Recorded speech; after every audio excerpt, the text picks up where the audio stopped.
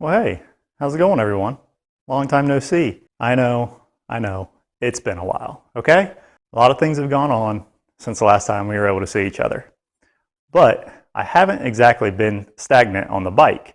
As you can see, well, it looks a little bit different from the last time that we got together. And to prove to you that I have gotten some things done, we'll cut to a few clips of working on the bike and some of the things that I've been doing in the time since we have last talked. So in the process of trying to figure out why my throttle wasn't snapping back and why there was so much resistance whenever I was twisting the throttle, I found that these handlebars that came on the bike were not the stock handlebars. Something else that told me they weren't stock was the front brake lever wouldn't actually go up flush against the handlebars like I thought they should. So I ordered a set of stock handlebars, switched out the grips on them, and the brake handle lever fit as it should. However, I was still getting that grinding on the throttle grip itself. So that wasn't the issue. So I ended up ordering a different set of grips, and even though I don't have them installed yet, I did install the throttle grip to test it out, and now it is twisting smoothly. The throttle cable is moving as it should without any resistance in that handlebar box. So that'll be the next step, is to install the new grips on the stock on these new handlebars, and hopefully that'll solve my problem.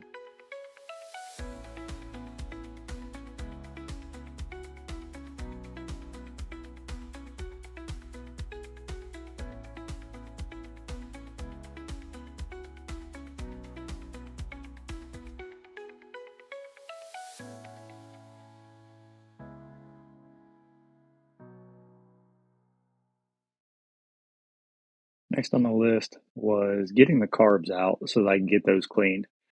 This was not an easy task. It's been a while since I removed any carbs, and admittedly, I did not look to see the best way to get them out. I just kind of went at it. After watching some YouTube videos, I finally found the best way to get them removed. However, at that point, I was way past the steps that they had taken. It was still a lot of work to actually get these out. I don't think these had been removed for a long time, so they were in there pretty good. So this actually caused quite a bit of headache for me, but I just kept working at it, and finally I was able to get them out.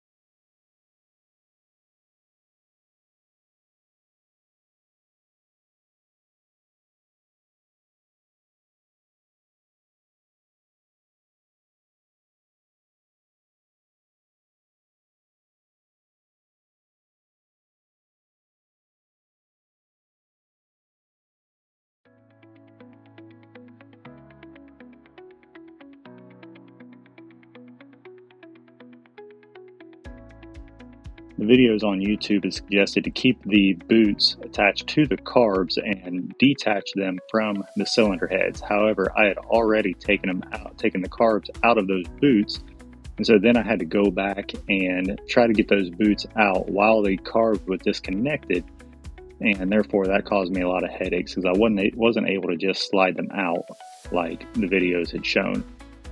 Plus, the bolts were pretty stubborn as they were. Next up, I wanted to refresh the seat a little bit. The old cover was starting to crack a little bit. It was not as soft as it would be if it was a newer bike. And so I bought a cheap, about $15 leather kit off of Amazon and tried my hand at rewrapping the seat. Everything went about as well as could be expected with a 40-year-old seat. The staples were very hard to get out. Some of them were actually rusted so bad that you had to dig them out with a knife. They were in there pretty deep. But I was finally able to get them all out, get the cover off, get the new one traced and cut around, and started doing a lot of test fitting in order to make the new seat.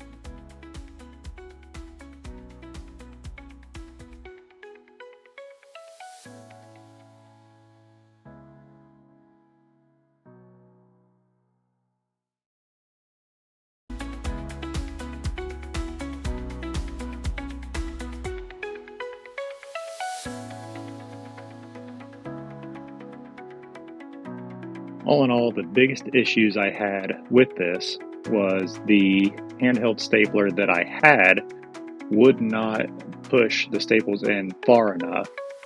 So I actually went and bought a newer stapler, an electronic powered stapler, and it was actually weaker than the handheld stapler. So in the end, I had to actually take the push pins, like the little tacks that came with the kit, and actually push them all in by hand. I was glad when this was finished because my thumb was absolutely in pain. But I got this in there well enough. I got a little bit of trimming to do. And once I do that, I got a little more tightening up to do as well.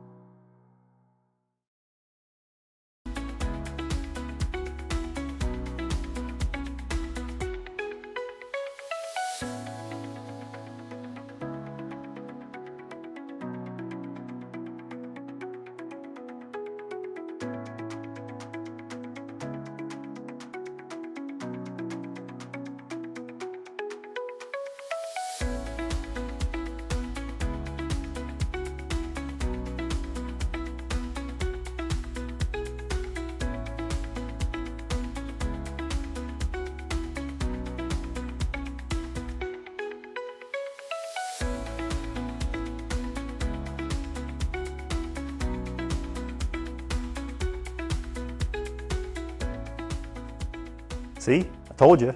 I wasn't lying to you. With the time of year and everything going on, I've only got small pockets of time in order to work on the bike.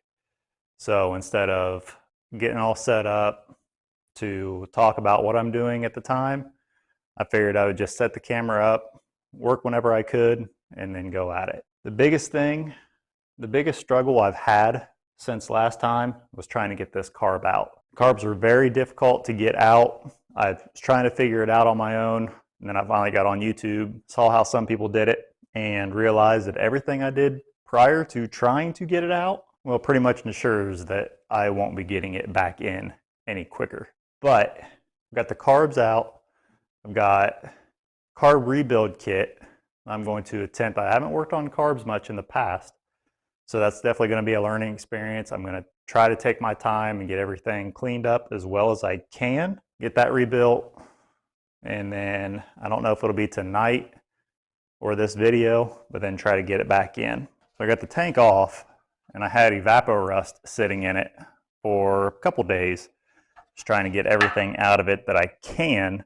However, there's still a little bit left in there, and plus I can hear a little bit of rust and stuff trapped in there, little pieces. So I got to get that out. I was waiting on a new gasket to come in for the petcock. That has finally come in. But then I started thinking, what if we repainted the tank and the fenders? Nothing fancy, just maybe, a little bit of just try to make it look a little bit better. And as you can see, it's got a small dent there. Definitely be cleaned up. Got a little bit of corrosion in places where the paint has come off. Oh, hey, getting some stuff out of it. So I thought about cleaning this up, giving it a little bit of a paint job. And then my nephew, who is currently in an automotive program, has gotten into like pinstriping and playing around with body parts. And he needed some things to practice on. So I thought, well, let's get the fenders off, get the tank cleaned up, repaint them a bit, and then give him those just to practice on and see what he can do with them. But that's starting to get into the cycle of things of what do I want to do, primary and then secondary and thirdary, and now I'm just kind of getting in this endless loop where nothing's getting done. But then I tell myself, hey, this is a winter project. I'm not going to be riding anytime soon. Why not just have fun with it? So I may end up doing that. But today's priority is let's get these carbs apart. Let's take a look inside of them, get new components and gaskets and everything put into them, get those ready to be put back into the bike. So let's do that. First things first, getting these covers off. I have my right side, which feeds my front cylinder. My left side feeds my rear cylinder. I've got paper towels over here marked so that we can keep track of everything. Let's go ahead and get these off so I can get the diaphragm and the spring out of there. And as you can see, it's pretty filthy. I'm sure it's been years since these have been taken apart and cleaned. Carbon on the inside of there. I mean, I can see just little bits and pieces in there that definitely need to be cleaned out. They get down them needles, very easily they're into the jets. It's really easy gonna be clogging things up. I still am not 100% familiar with the names of everything, so bear with me. I think only one other time in my life I have actually taken carb apart and cleaned it on a dirt bike, and I didn't have any issues. But that was 15 years ago, so I'm a little bit rusty. I do have a carb rebuild kit that I got off Amazon. It looked to have everything I needed. I did take pictures of this beforehand just to ensure that whenever I revisit this here in about a month, I'll know where everything goes. I was kind of in a rush with some of the other things I've taken off, and time passed, and not exactly sure 100% I could look at anything and know what exact hardware goes where, but hey, that's the joy of being inexperienced and trying to learn, right? Now, one guy had taken one video I was watching. The guy had this knob end screwdriver, ball knob screwdriver, and he had recommended it because it came with the JIS bits used to remove these screws. So I ordered it off Amazon, and the handle came, but the bits themselves were not in the package. So I had to run to town and get bits for it, and actually ended up getting a 75 bit kit from O'Reilly's. Even though I wasn't too thrilled about not having those bits, I'm still able to make it work. That spring doesn't look too bad. These don't look all that bad either. But we'll get them clean. I've heard to be careful with these rubber diaphragms because they are a little hard to find. This one was kind of misshapen a little bit. Not sure of, okay, so they just slide out.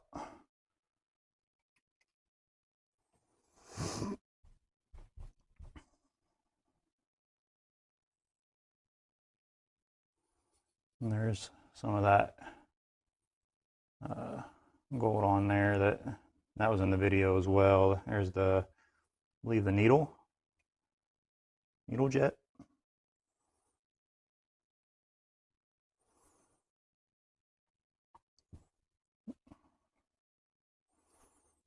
Like I said, I'm not 100% familiar with terminology of a lot of these things yet, so bear with me on that. This diaphragm, I do have an ultrasonic cleaner. I was thinking about putting this in if I break it down far enough. However, I don't think it'll be big enough to clean the whole thing.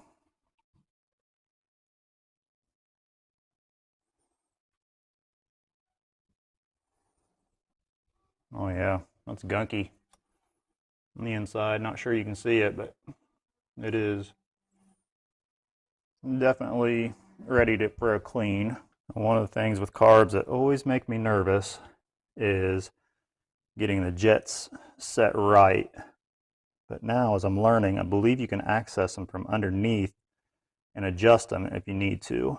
That makes me feel a little bit better about going along with this, that if I don't get them set exactly right on the inside, I'm not completely hosed and have to take the thing off and have to redo it. Let's go ahead and start breaking into these. This is the front cylinder side. Just to keep things simple for me, I think I'm gonna only do one at a time. It's gonna take a little bit longer, but I'd rather do that than risk getting confused or anything like that.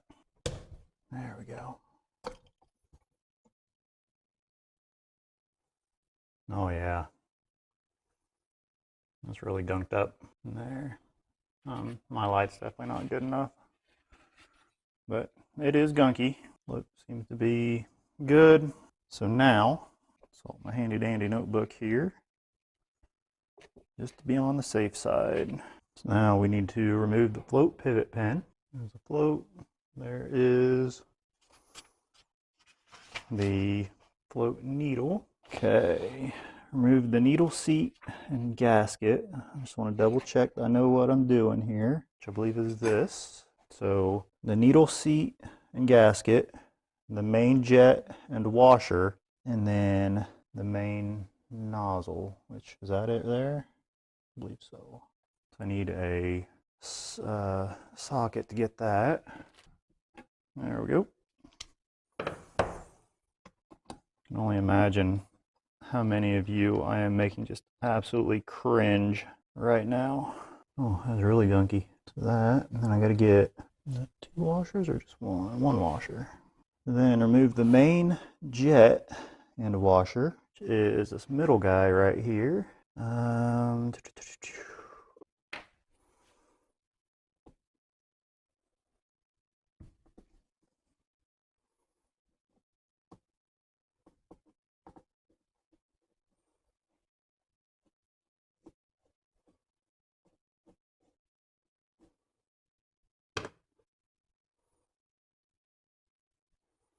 Little guy is the main jet. Main nozzle.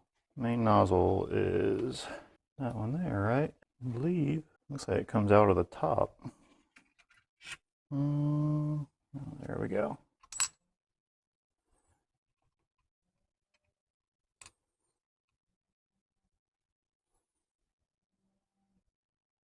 All right, I think I've got it broke down about as far as I want to go. I did go ahead and take out the nozzle here, and it backs out 2 1/4 turns. So I'm fairly confident with that. Everything else though, I've got extra parts. I'm not exactly sure. But go ahead and get this into the sonic cleaner, get this cleaned up, and then put it back together, get started on the other side. Got the parts in the cleaner, getting them cleaned up as much as I can. Go over here, we'll go over a few things.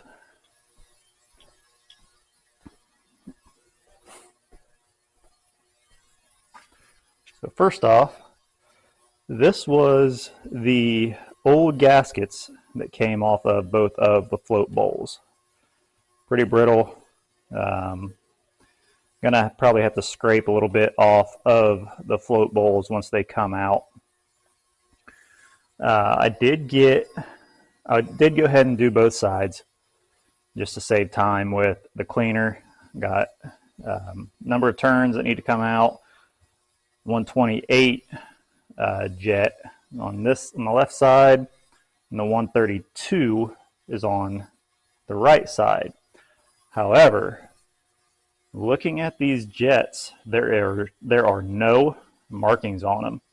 I know you can't see it, and I couldn't either. When I had it under the light, magnified, there are just no markings whatsoever on these. So I'm not going to use those.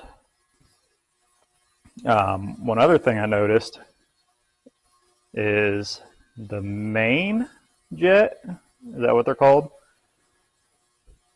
The one in the right side was not the same as the one that came out of the carb. The one on the left side was, though. So I'm not exactly sure what that means. However, I went ahead and threw them into the cleaner. I'm going to go ahead and get those cleaned and then reuse them just to be on the safe side.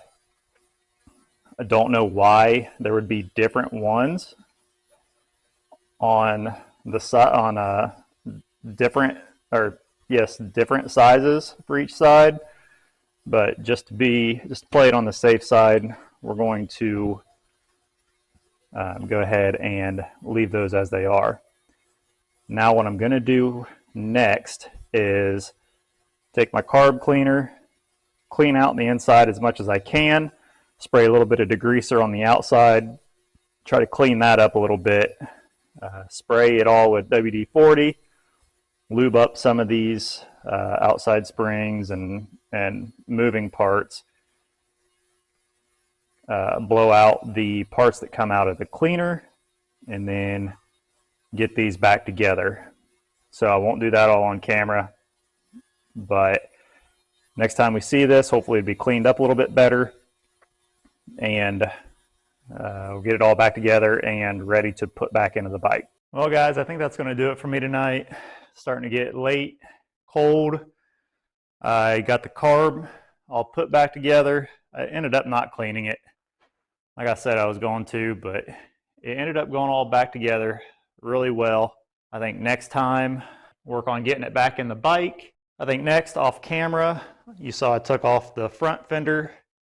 I'll take off the rear fender, get those up a little bit, and then hand those off to my nephew and see what little design he comes up with. As I was taking the front fender off, I noticed that this has been worked on before.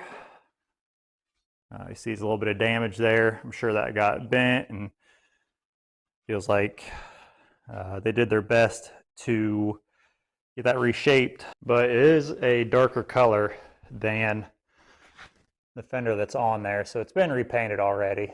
Get that taken care of.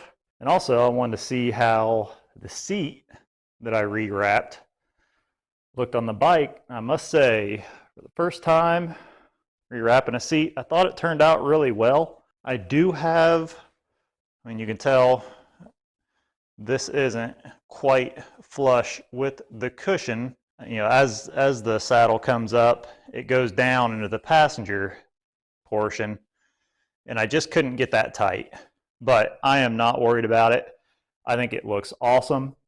I still need to trim up the bottom or the underside, get all the excess. I may pull some of that down and see if I can't get that a little bit tighter. But my staple gun actually would not pierce through the plastic of the seat frame, so I had to actually push tacks in with my thumb. And after a while, you kind of regret starting a project like that when you got to actually push the tacks in. So I'll give my thumb a couple more days to heal up. I'll retighten that, make that look a little bit smoother. But for the first time in wrapping a seat, I was pretty happy how it turned out. That's going to do it, guys. Sorry for it being such a short video. Like I said, a lot going on right now, and I just don't have a whole lot of time to be able to spend out in the garage. But if I'm able to, whatever I can do, I'll set the camera up, and at least I'll sit there and work. That way there's a little bit of footage we can show you guys. But guys, thank you very much for watching. I really do appreciate it.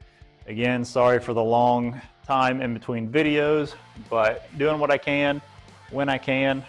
And if you guys have any thoughts, suggestions, be sure to leave them down in the comments below. But until next time, guys, thank you very much for watching. I'll see you next time.